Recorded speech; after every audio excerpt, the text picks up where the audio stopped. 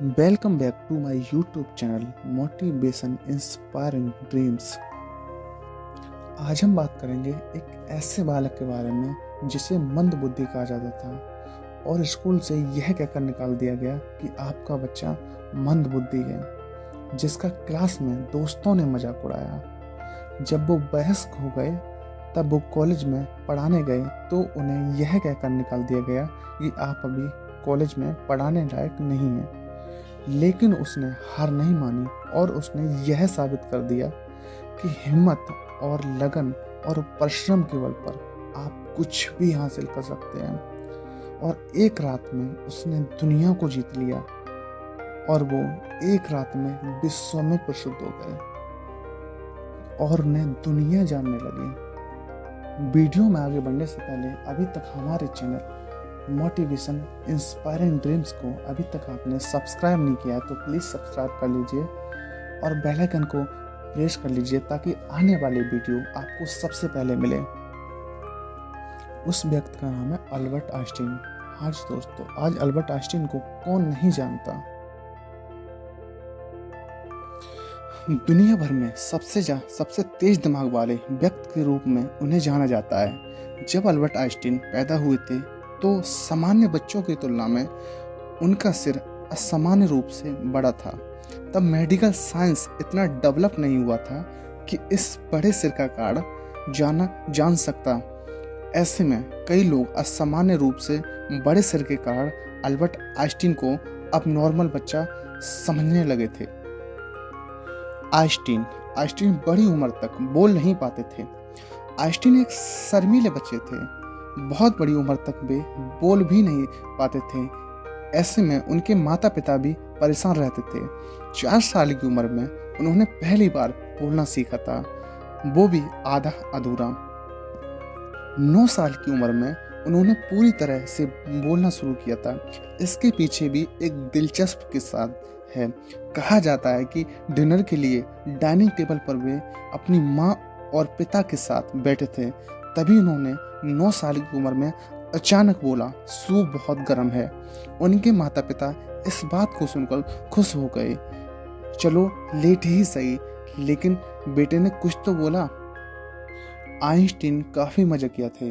उन्होंने पूछा कि अब तक वे बोलते क्यों नहीं थे। तो आइंस्टीन का जवाब था, अब तक तो सब कुछ सही था, इसलिए नहीं बोला। जब मुझे लगा कि सूप बहुत गर्म है तो मैंने बोला।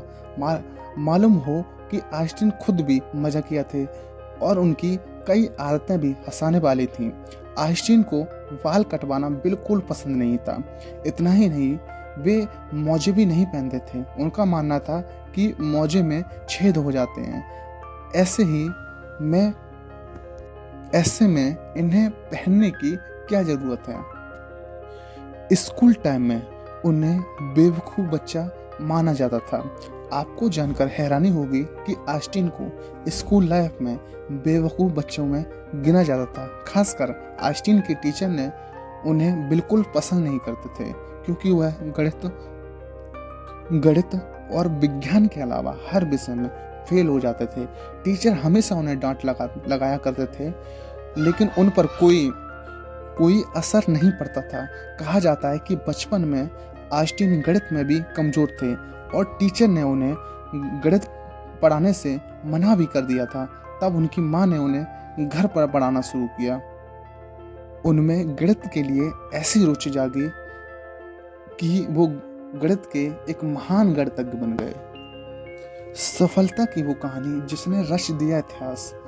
घर घर जाकर बर्तन मांजकर अपना बेटे का गुजारा करने वाली माँ को एक दिन टीचर ने कह दिया, एक पत्र थमाते हुए कहा कि अध्यापक ने कहा कि यह पत्र अपनी माँ को दे देना और कहना कि यह पत्र टीचर ने दिया है।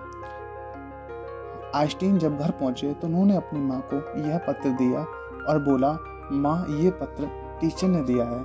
माँ ने लेटर को पढ़ा और वो मुस्कुराई।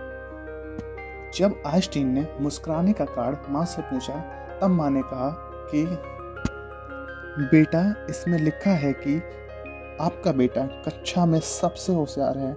हमारे पास ऐसे अध्यापक नहीं हैं जो आपके बच्चे को पढ़ा सकें, इसलिए आप इसका हमारे पास ऐसे अध्यापक नहीं हैं जो आपके बच्चे को पढ़ा सकें, इसलिए आप इसका एडमिशन किसी और स्कूल में करवा दीजिए। लड़का यह सुनकर बहुत खुश हो गया और मन लगाकर पढ़ने लगा। माँ ने बेटे का एडमिशन दूसरे स्कूल में करा दिया। उस बच्चे ने खूब मन लगाकर पढ़ाई की और आगे चलकर अपनी मेहनत के दम पर महान वैज्ञानिक अल्बर्ट आइंस्टीन बने। वक्त गुजरता गया और एक दिन महान वैज्ञानिक अल्बर्ट आइंस्टीन की मां का निधन हो गया। मां की मृत्यु के बाद जब एक दिन आइंस्टीन ने मां की अलमारी खोली तो पाया उसमें उनके टीचर का लिखा हुआ वही पत्र था जो उन्होंने कभी उस छोटे से बच्चे को उसकी मां को देने के लिए कहा था। आइंस्टीन ने वह पत्र खोला और पढ़ने लगे। आपको ये बताते हुए हमें बहुत दुख है कि आपका बेटा पढ़ाई लिखाई में बहुत ही कमज़ोर है। जिस तरह से इसकी उम्र बढ़ रही है उस तरह इसकी बुद्धि का विकास नहीं हो रहा है, इसलिए हम इसे स्कूल से निकाल रहे हैं। आप इसका एडमिशन किसी दूसरे स्कूल में करवा दीजिए, नहीं तो आप इसे घर पर ही पढ़ाइए। आपने कई बार अखबारों में यह पढ़ा होगा कि किसी बच्चे की परीक्षा में कम अंक आए और उसने आत्महत्या कर ली। फिर किसी को प्यार में धोखा मिला और वो अपने जीवन में निराश हो गया। लेकिन जिस प्रकार पत्र पढ़कर आइंस्टीन की मां ने अपने बेटे की सोच बदल दी, ठीक उसी प्रकार आप भी जीवन में मिलने वाली कठिनाइयों को हिम्मत से सामना करते हुए अपनी सोच बदलकर अपने लक्ष्य को प्राप्त कर सकते हैं। एक बार अल्बर्ट आइंस्टीन ट्रेन में सफ़र कर रहे थे। जब टिकट चेकर उनके पास आया तो वह अपनी टिकट दिखाने के लिए अपना हाथ जेब में डाले। जब मैं टिकट ना मिलने पर उन्होंने अपने सूटकेस को चेक किया। वहाँ भी टिकट को ना पाकर वह टिकट को अपनी सीट के आसपास खोजने लगे। यह देखकर टिकट चेकर ने अल्बर्ट आइंस्टीन से कहा कि तुम्हारा टिकट गुम हो गया है तो कोई बात नहीं, मैं तुम्हें अच्छी तरह पहचानता हूँ। मुझे पूरा यकीन है कि आपने टिकट जरूर खरीदा होगा। टीटी जब बाकी लोगों का टिकट चेक करके वापस जा रहा था तो उसने देखा कि अल्बर्ट आइंस्टीन अभी भी अपनी सीट के नीचे टिकट को ढूंढ रहे हैं। टीटी ने फिर से कहा कि आपको टिकट के लिए परेशान होने की कोई ज़रूरत नहीं है, आपसे टिकट नहीं मांगा जाएगा। यह सुनकर अल्बर्ट आइंस्टीन ने कहा वो तो ठीक है, पर टिकट के बिना मुझे पता कैसे चलेगा कि मैं जा कहाँ रहा हूँ। जब वह 17 साल के थे तो कॉलेज एंट्रेंस के सारे एग्जाम में गणित और विज्ञान को छोड़कर सभी विषयों में फेल हो गए थे। एक बार आइंस्टीन के एक सहकर्मी ने उनसे कहा टेलीफोन नंबर पूछा। तब आइंस्टीन अपने पास रखी डायरी में अपना टेलीफोन नंबर ढूंढने लगे। सहकर्मी चकित होकर बोला, आपको अपना खुद का टेलीफोन नंबर भी याद नहीं है? अल्बर्ट आइंस्टीन बोले, नहीं, मैं किसी ऐसी चीज को भला क्यों याद करूं जो मुझे किताबों में ढूंढने से मिल जाती है। उनकी मृत्यु के बाद उनके दिमाग पर 200 वैज्ञानिकों ने किया था रिसर्च। जब आइंस्टीन का निधन हुआ तो पैथोलॉजिस्ट डॉक्टर थॉमस स्टॉल्ट हार्वे ने उनके परिवार की सहमति के बिना ही उनका दिमाग उनकी खोपड़ी से निकाल लिया था।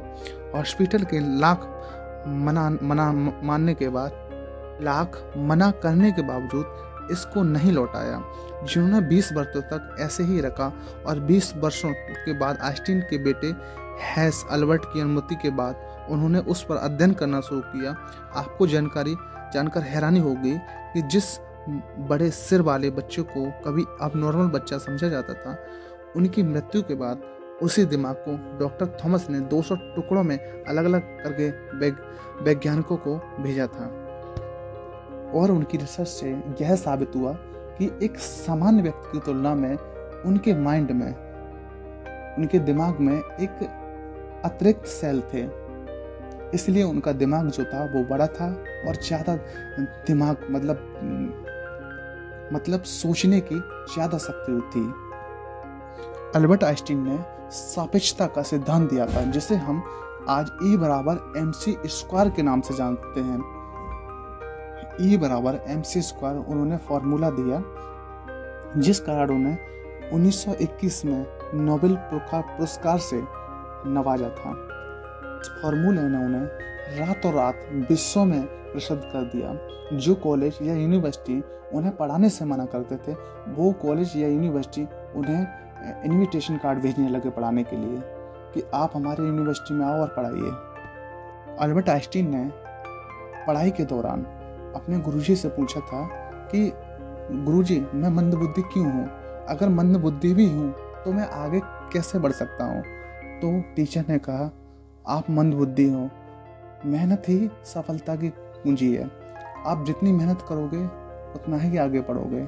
उन्होंने इस मूल मंत्र को अपने जीवन का मूल मंत्र बना लिया और इसी से उन्होंने प्रयास किया और उन्होंने ठान लिया कि अपनी मेहनत और हिम्मत और लगन के बल पर मैं दुनिया को जीतूंगा।